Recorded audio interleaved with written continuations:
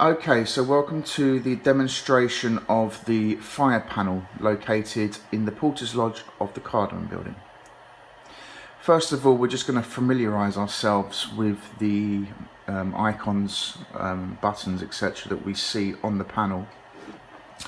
So the most important icon, I would say, is this green light here. Now this green light, as we can see the wording below, means that there's a normal supply to the panel.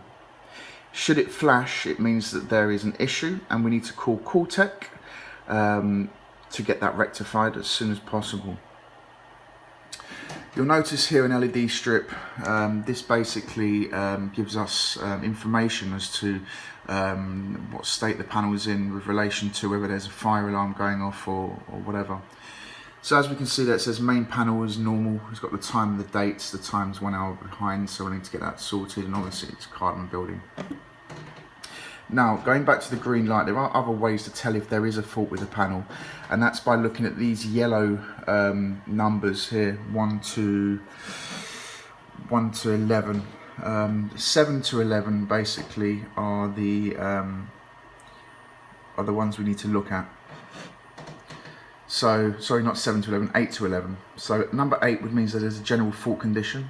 Number 9 means there's a system fault. Number 10 is a sounder fault. And number 11 is a power supply fault. If either of these lights here, 8, 9, 10 or 11, were to light up green, we must immediately call Calltech to have them come out to take a look at the panel and to fix any issues that we have.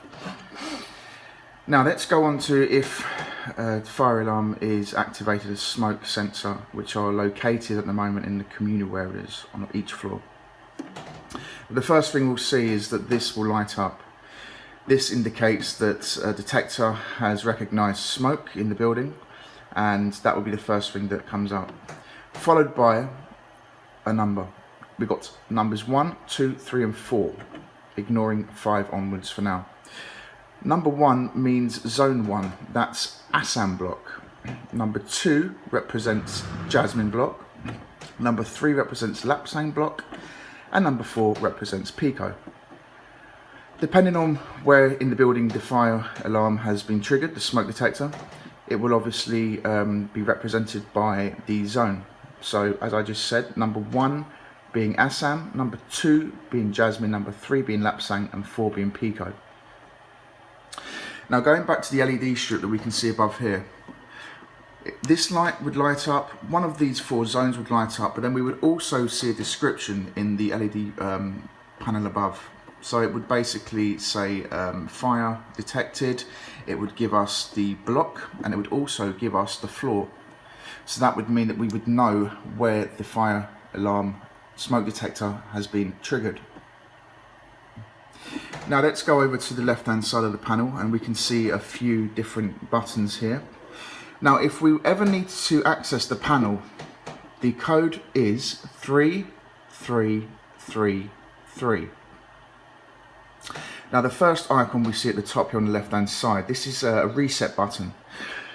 Now generally we porters wouldn't need to use that button. The reason being is that that button would only really be used if a smoke alarm's been detected, has gone off basically.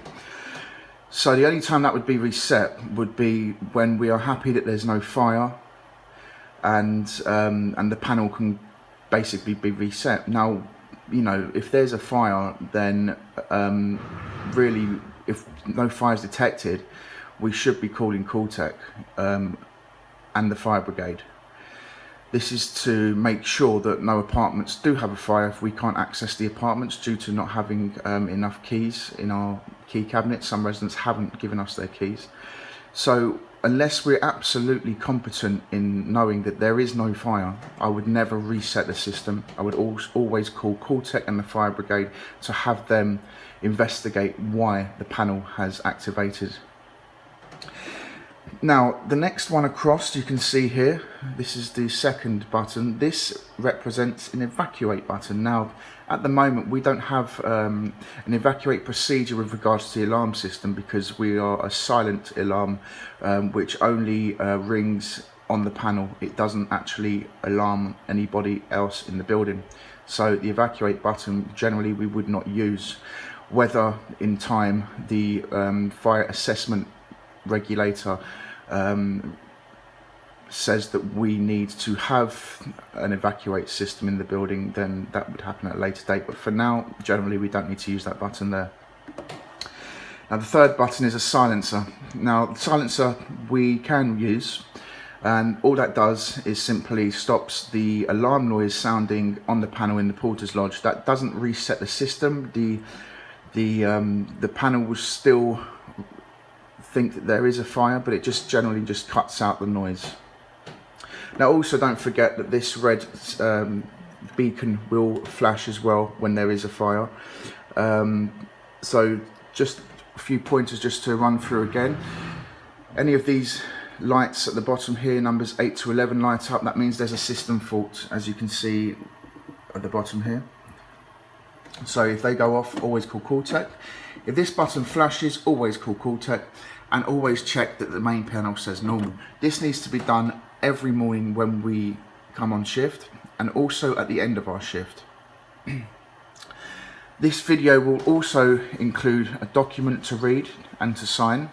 So please, I hope you've enjoyed watching this short video. Please take a look at the document, sign the document, so that can be filed, and we will then have full understanding of the fire alarm panel.